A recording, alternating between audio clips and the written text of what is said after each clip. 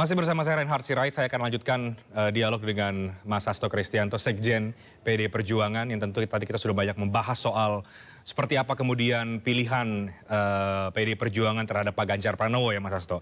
Yang sekarang kemudian juga ditunggu oleh publik dan menjadi tanda tanya, bahkan akhirnya juga masyarakat justru jadi menjodoh-jodohkan gitu ya, cawapres untuk Pak Ganjar Pranowo. Yang hari ini kemudian saya dengar ada rapat di internal PD Perjuangan menggodok soal itu. Sudah terproyeksikan siapa nama cawapres bagi Pak Ganjar Pranowo? Ya, nama-nama kan sudah diawali oleh Bapak Presiden Jokowi.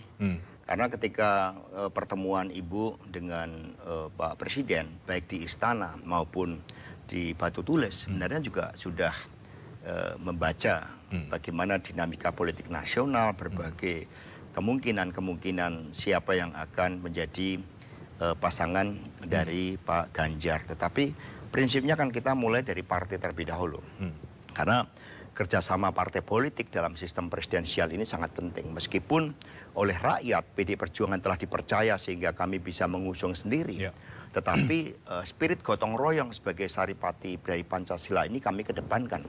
Apalagi sekarang kami juga masih terus menjaga soliditas dari kabinet dari Bapak Jokowi dan Kiai Haji Ma'ruf Amin agar mencapai legasi yang tertinggi.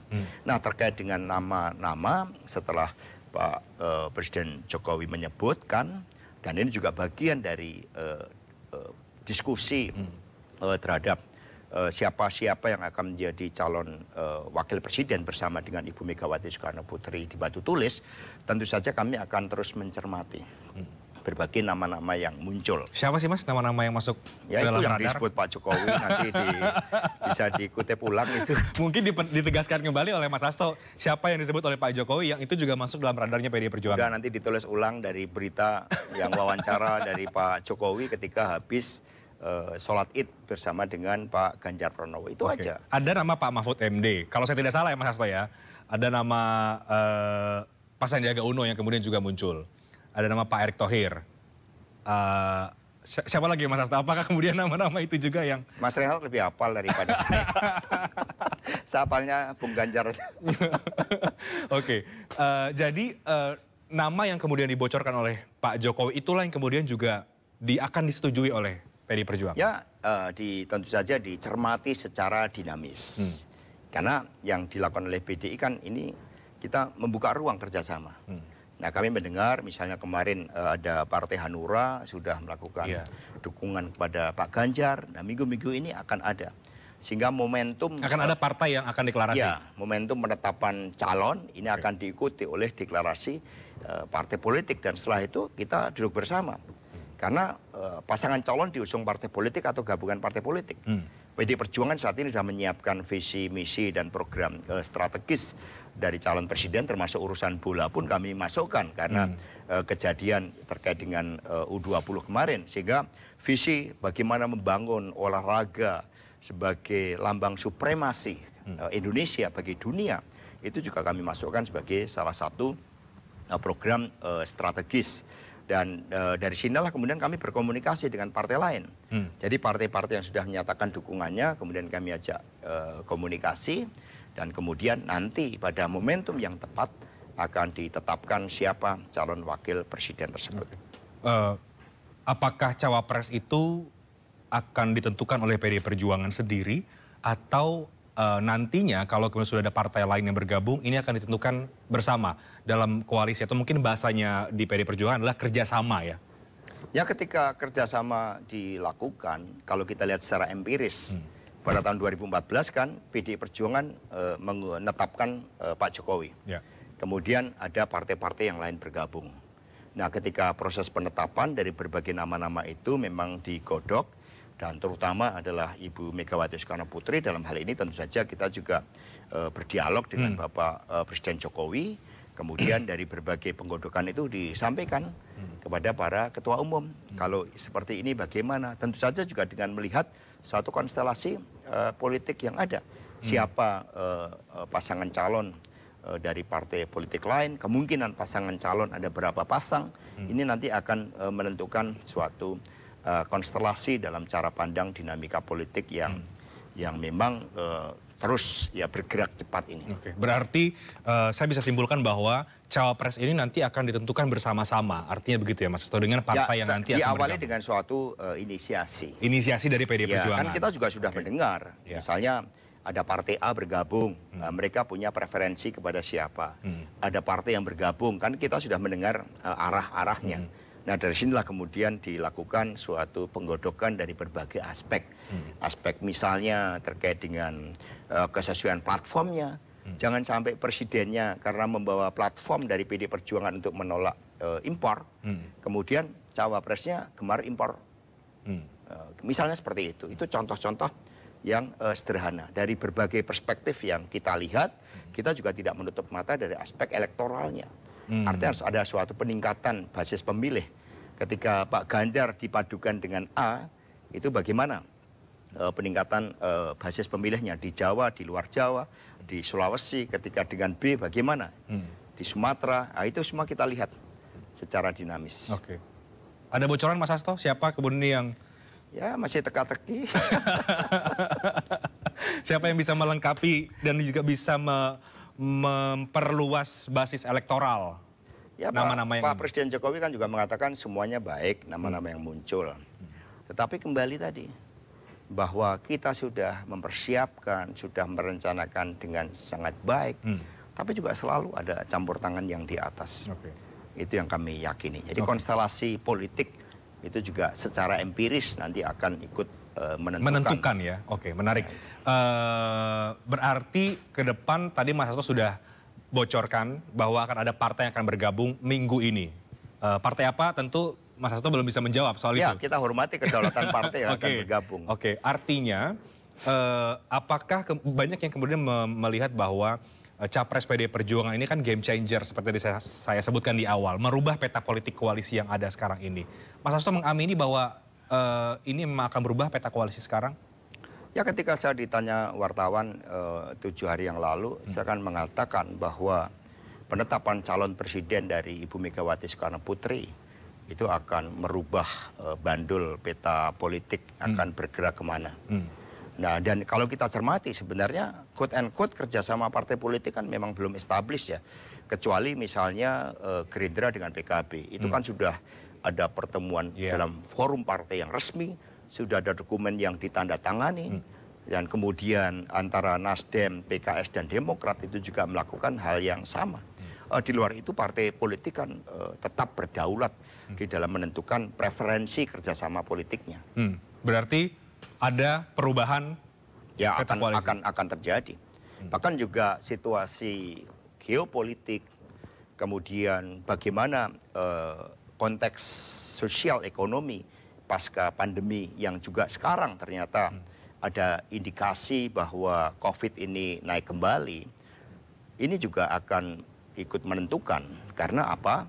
Karena kepentingan rakyat, bangsa dan negara dikedepankan. Misalnya kalau kita lihat berbagai dampak pertarungan geopolitik dunia ini makin tajam. Misalnya terhadap krisis di Selat Taiwan. Itu yang memicu konflik secara terbuka antara kekuatan barat yang pro pada Taiwan dan kekuatan Tiongkok yang menganggap itu sebagai reunifikasi dari Tiongkok. Maka ini juga akan menjadi faktor X. Ketika berbagai tantangan-tantangan itu terjadi, maka pasti akan terbangun suatu kesadaran. Misalnya, kenapa kita nggak sebaiknya 2 pasang calon?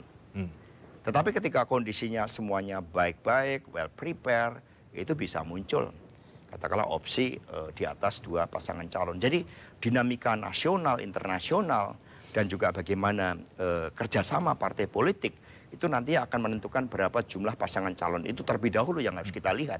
Nah setelah itu baru kita berbicara tentang siapa. Yang diinginkan PDIP kan kalau tidak salah lebih baik 2 pasangan calon saja kan Mas Hasto? Ya sebenarnya setiap partai kan punya kedaulatan. Di mana PD Perjuangan tidak punya kewenangan untuk melakukan intervensi. Sehingga mau 2 atau 3 pasangan calon itu adalah suatu kehendak bersama. Atas kesadaran terhadap bagaimana kita memotret tantangan bangsa ini. Sama dulu ketika kita menghadapi pandemi, seluruh partai politik atas kesadarannya kemudian mengatakan kita nggak perlu melakukan revisi undang-undang partai politik, kita nggak perlu revisi undang-undang pemilu, karena kita ingin konsentrasi dan membantu Presiden di dalam penanganan COVID. Nah ini akan berlangsung secara dinamis. Memang kalau dua pasangan calon itu akan menghemat biaya, itu akan mengurangi tensi-tensi politik yang tidak perlu. Pemilu akan berlangsung satu putaran dan stabilitas politik dan ekonomi akan dipastikan jauh lebih baik daripada 2 putaran. Tetapi ini kan bukan sesuatu yang bisa didesain karena setiap partai punya kedaulatan.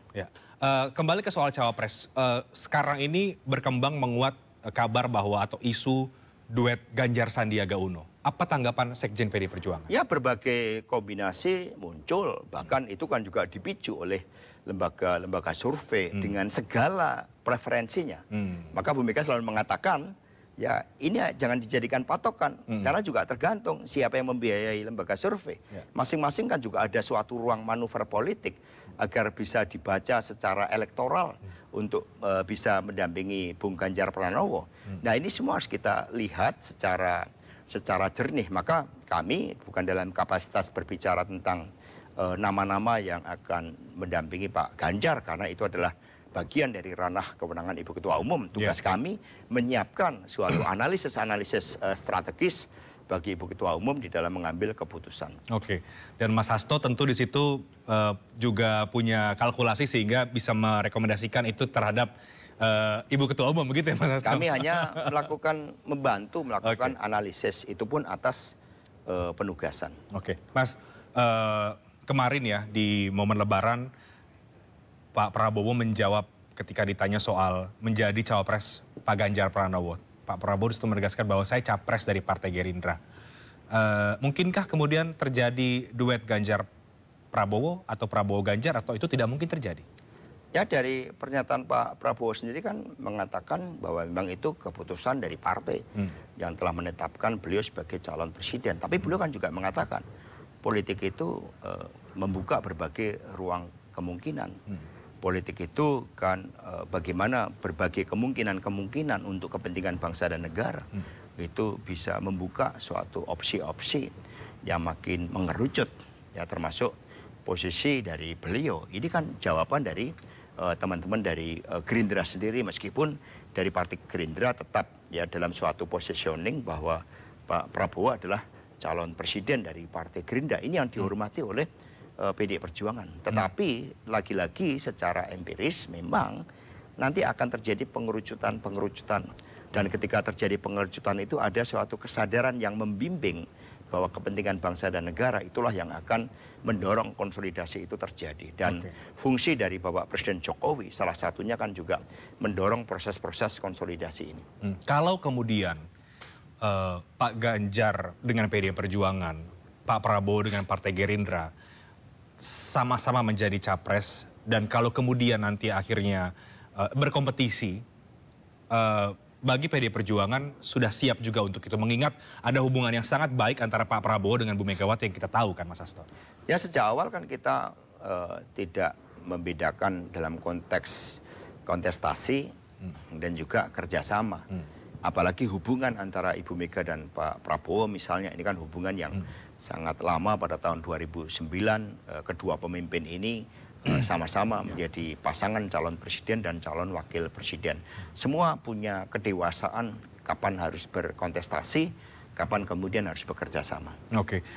Setelah kemudian mengumumkan nama capres Pak Ganjar Pranowo oleh Ibu Mega, persisnya apa yang kemudian diinstruksikan oleh Ibu Mega terhadap semua kader Mas Hasto dalam proses menuju ke tahun politik di 2024 ini? Perintah harian dari beliau kami jalankan dengan sebaik-baiknya dan Ibu selalu melakukan monitoring. Tadi pagi-pagi ketika kami berkomunikasi dengan beliau nanyakan bagaimana dengan gerak dari seluruh kader partai atas perintah harian Ibu Ketua Umum. Maka kemudian kami bahas, maka tadi kami mengadakan rapat. Rapat itu dipimpin langsung oleh Mbak Puan Maharani. Saya mendampingi beliau dan kita bahas bagaimana penetapan caleg-caleg dari tingkat kabupaten, provinsi, dan tingkat nasional pun itu juga dalam konteks yang senafas dengan pemenangan Pilpres. Sehingga semua bergerak. Karena kami ini partai yang disiplin, yang taat, yang tegak lurus pada perintah dari Ibu Ketua Umum. Jadi untuk senafas solid memenangkan Pak Ganjar Pranowo juga PD Perjuangan yang saya tahu kemudian targetnya adalah hat-trick 3 kali begitu ya, Mas Hasto? Iya betul, karena itu diputuskan oleh Kongres dan kami sudah mempersiapkan diri sangat lama. Misalnya ketika ada partai yang belum sudah menabuh genderang terlalu dini terkait dengan capres dan cawapres, kami memilih kerja di bawah bersama rakyat dan ternyata rakyat memberikan apresiasi kepada PD Perjuangan. Kami punya begitu banyak instrumen untuk pemenangan. Kami satu-satunya partai yang punya Baguna, Badan Penanggulangan Bencana, yang ini siap dimobilisasi ketika ada bencana, membuat dapur umum, kemudian menyiapkan suatu pasukan yang sudah dilatih sebesar 1 batalion oleh Basarnas saat itu.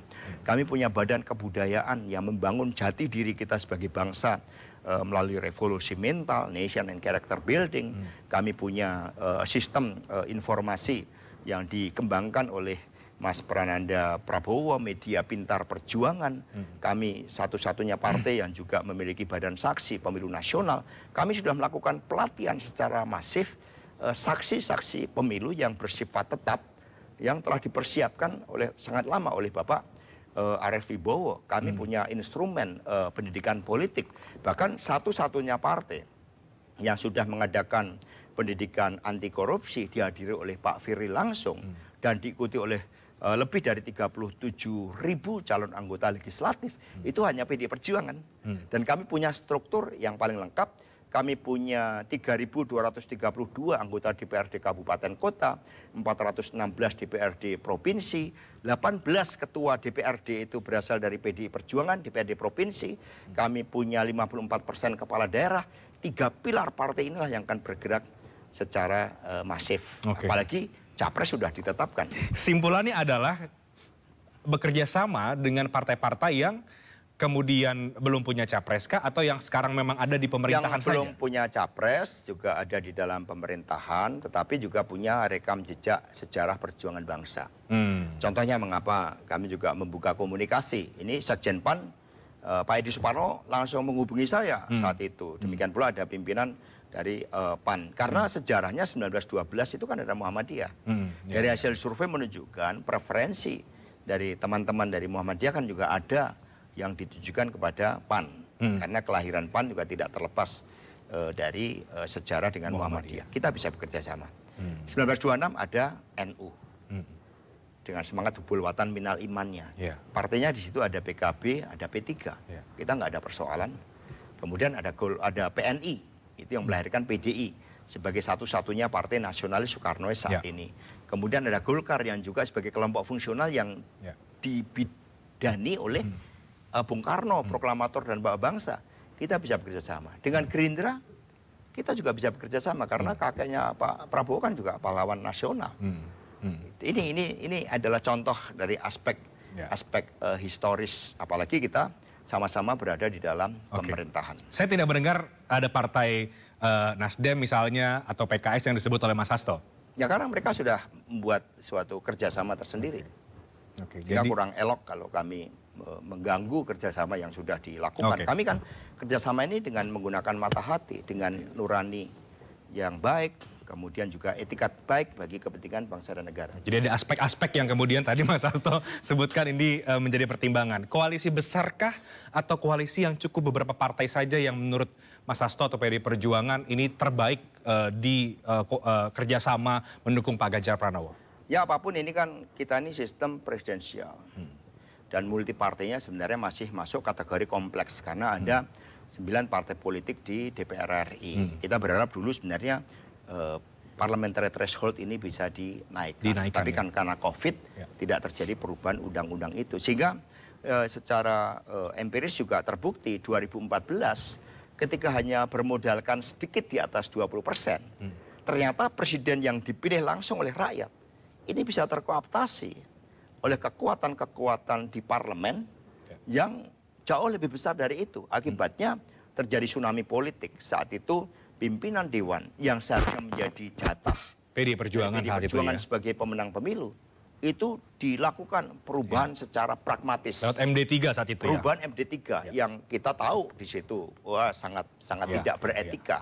ini yang menyebabkan konsolidasi pemerintahan Pak Jokowi terhambat. Karena itulah kami juga berhitung bahwa selain mendapatkan dukungan dari rakyat, dukungan dari parlemen berupa simple majority, 50% plus 1 itu juga sangat penting. Tapi hal itu kan nanti juga bisa dibicarakan pasca pemilu presiden. Sekiranya memang bisa dirancang di awal itu juga baik, tetapi tidak boleh juga di dalam kerjasama itu menjadi terlalu gemuk. Karena apapun kedaulatan berada di tangan rakyat. Yang penting apa yang disuarakan rakyat melalui pemilu presiden dan pemilu legislatif itu harus tercermin di parlemen. Sehingga ke depan nggak boleh lagi ada tsunami politik merubah undang-undang MD3 setelah pemilu. Itu sebenarnya harus diharamkan. Saya menangkap kode artinya tidak perlu kerjasama yang terlalu gemuk. Jadi cukup yang beberapa partai saja, begitu Mas Hasto? Ya kalau badan kita terlalu gemuk kan juga sulit bergerak. Iya. Mas, oke, sekarang kemudian PDI Perjuangan menatap 2024 dengan sudah punya baca pres yang diyakini dan saya juga melihat hal itu bahwa itu bisa merubah peta politik yang ada. Kita akan tunggu nanti bagaimana perubahan itu. Tapi sekarang apa yang sebagai Sekjen PDI Perjuangan apa yang Mas Hasto ingin sampaikan kepada publik, kepada mungkin para kader Partai Banteng dalam rangkaian tahapan menuju ke Pilpres dan juga Pileg di tahun 2024 nanti, Mas? Ya, apa yang telah diputuskan oleh Ibu Megawati Soekarno Putri tidak hanya memenuhi aspek elemen of surprise dalam desain komunikasi, tetapi ini juga sebenarnya menjawab kebutuhan pemimpin yang akan datang. Dan Bung Ganjar itu sudah dipersiapkan dengan sebaik-baiknya dari aspek pengalaman memimpin, keteguhan di dalam ideologi, keberanian untuk bertanggung jawab terhadap hal-hal yang pahit yang harus diambil oleh pemimpin dan juga kepentingan bagi masa depan bangsa dan negara. Dan kami diperintahkan oleh Ibu Mega untuk menyiapkan segala sesuatunya termasuk visi misi itu dengan baik, di mana ke depan itu harus menjadi suatu era bagi bangsa ini untuk betul-betul menaruh sumber daya manusia kita menjadi manusia-manusia yang hebat, manusia-manusia pelopor, pemimpin pejuang yang ditandai oleh penguasaan ilmu pengetahuan, teknologi, riset dan inovasi. Sehingga selain melanjutkan kepemimpinan dari Bung Karno, Ibu Mega dan Pak Jokowi, Pak Ganjar ke depan itu juga banyak punya tanggung jawab di dalam menggelurakan jalan Indonesia yang berdaulat, berdikari dan berkepribadian dalam kebudayaan melalui penguasaan ilmu pengetahuan, riset dan inovasi. Sehingga BRIN itu akan menjadi suatu institusi yang sangat penting. Universitas, sistem pendidikan kita akan menjadi suatu infrastruktur kemajuan yang betul-betul akan meleverage seluruh peningkatan kualitas manusia Indonesia. Karena setelah Ibu Mega mengambil keputusan dengan sangat tepat, dengan apresiasi publik yang menunjukkan kepemimpinan negarawan dari Ibu Megawati Soekarno Putri, maka kami meyakini bahwa simpatisan, anggota, kader PDI Perjuangan, kerjasama partai politik akan bergerak bersama rakyat sehingga 2024 pemilu dapat dimenangkan oleh rakyat, dan itu adalah kepada Pak Ganjar dan PDI Perjuangan. Mas Hasto Kristianto, Sekjen PDI Perjuangan, terima kasih untuk waktunya sudah menjawab berbagai pertanyaan publik soal pencapresan Pak Ganjar dan penjelasan yang sangat komprehensif dari Mas Hasto. Jadi sekarang kita menunggu siapa kemudian surprise berikutnya, siapa cawapresnya dan partai mana yang kemudian akan bersama-sama dengan PDI Perjuangan. Dan harinya apa? Hari Rabu atau hari Jumat? Saya dengar tadi hari Rabu, Mas Hasto. Kita akan tunggu berarti di hari Rabu ya. Akan ada kejutan dari partai lain yang mungkin akan mengumumkan mendukung Pak Ganjar dan juga akan bersama dengan PDI Perjuangan. Terima kasih banyak Mas Hasto, diskusi yang sangat menarik. Demikian perbincangan saya dengan Mas Hasto Kristianto, Sekjen PDI Perjuangan yang menjawab berbagai pertanyaan soal seperti apa penetapan Pak Ganjar Pranowo, nama cawapres, dan juga akan bagaimana kemudian peta kerjasama dan juga ataupun koalisi yang akan dibangun oleh PDI Perjuangan. Saya yakin kemudian diskusi ini bisa menambah pandangan dan perspektif masyarakat yang kemudian melihat, dan kita akan tunggu bagaimana tahapan demi tahapan di tahun politik ini sampai ke tahun 2024. Saya Renhat Sirait pamit, terima kasih, selamat malam.